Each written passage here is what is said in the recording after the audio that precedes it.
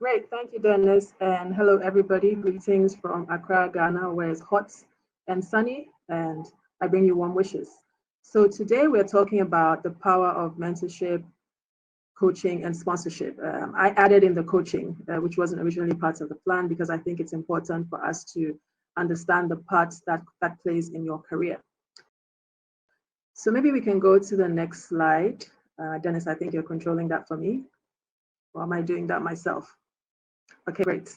So I think it's always good to start with definitions. So let's talk about who a coach is and how that person plays a role in your career. So according to the dictionary, a coach is really somebody who supports a learner or a client in achieving a specific or personal or professional goal by providing training and guidance. Now, in your professional career, you're going to need somebody who's going to show you how to do things. So not tell you, but show you. So let me give an example. If let's say you were asked to dig a hole, if I take a very simple example, somebody could just tell you to take a shovel and go dig a hole. But if somebody is coaching you, they'll take their own shovel, give you your shovel, walk with you to the place that you're going to dig the hole, demonstrate how to dig the hole, give you the pitfalls, show you what to do, and then encourage you to do it yourself. And that's the role that a coach plays. In a professional setting, it's really important because when you come into the work environment, whether it's your first job or you're far advanced in your career, a new environment comes with its own politics and relational issues, and you need someone to teach you the lay of the land. And even when it comes to developing your career and learning new skills, you need someone to show you how to do certain things which are not written down in any rule book anywhere. So that's the role of a coach. And I'll demonstrate with my own career how that applied to me. If we can go to the next slide, please.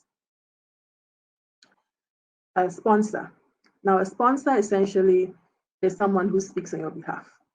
So a dictionary defines it as somebody who provides support to another person, organization, or activity by giving money, encouragement, or other help. Or essentially somebody who assumes responsibility for some other person or thing. So what your sponsor essentially does for you is that they speak on your behalf. There are going to be several high-level meetings and gatherings that you are probably not going to have the opportunity to be part of, but your sponsor will. So your sponsor is the one who's going to mention your name and say, hey, I've worked with this person. They're really good at what they do. You should try them. Or, recommend to you people you should meet or places you should be.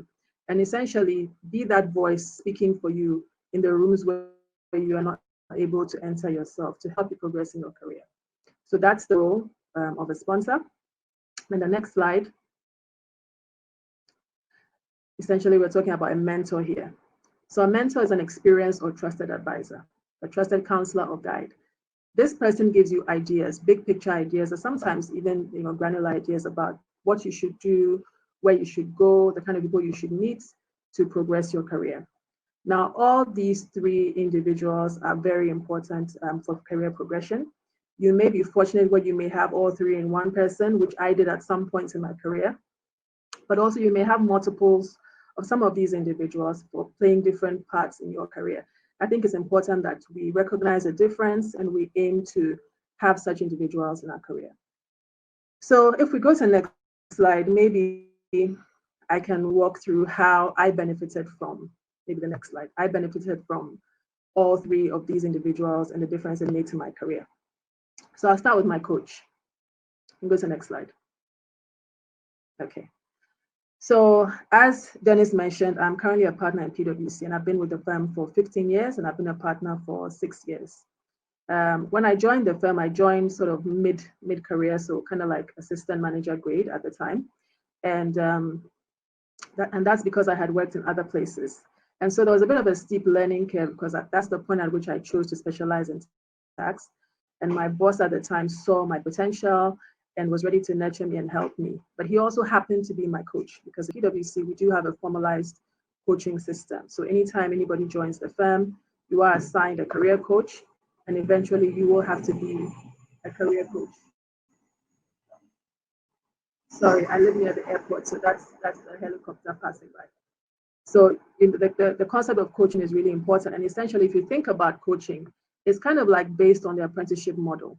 So when you're going to do something, there's a senior person who knows how to do it, better than you because you're more experienced, and they teach you very practically how to achieve the goals you're trying to achieve. So in my case, when I joined the firm, I was new to tax consulting. I had to learn not just the technical part of it, but also how to write like a consultant, how to communicate my ideas, how to quote the laws as they apply to the cases we were dealing with. And so my coach taught me how to write like a consultant. I used to write, very, very straight to the point and very brief, and obviously didn't incorporate all the things I needed to when supposedly putting together tax advice or whatever documents I had to put together. So my coach taught me how to write like a consultant, and he did that by actually letting me write, correcting what I had written with detailed comments and markups, showing me how he did it and getting me to do it again. And it was by that practice that I learned how to write like a consultant. He didn't stand by and say, do it this way and not sort of get involved. So your coach sort of holds your hand to show you how to do things by doing it themselves. One of the things that we also do in the firm is that we engage with our clients a lot. We go to meetings, we go to conference calls, and sometimes you need to be taught how to engage with clients. It doesn't come automatically. So my coach took me to meetings, which is what we do in PwC. You teach other people by getting them involved. Took me to meetings and showed me how to interact with clients and build client relationships. One thing I'd just like to stress here is that, in an African country, if you think about people coming from different backgrounds, not everybody is as exposed or has had the resources to interact with a lot of people from different countries or has traveled extensively by the time they're coming to work in the firm. So if I think of a very, very typical and key example, if you're on a conference call with people from different countries and you're not used to those accents, you probably will not be able to understand what they're saying. So that is why on some of these calls, we definitely have very junior people, brand new people, very fresh from university, who are on the call and observe the way you interact with the clients and learn how to take notes as well. And this is all achieved by coaching, right? So showing people what to do, demonstrating it yourself, and giving them the chance to, do it themselves, make the mistake, and then correct them. So that's what my coach did for me. And that's an example of what your coach can do for you, depending on what you're trying to achieve in your career. Now, my mentor actually, well, one of my mentors, I have quite a few. I have about 3 or 4 mentors currently.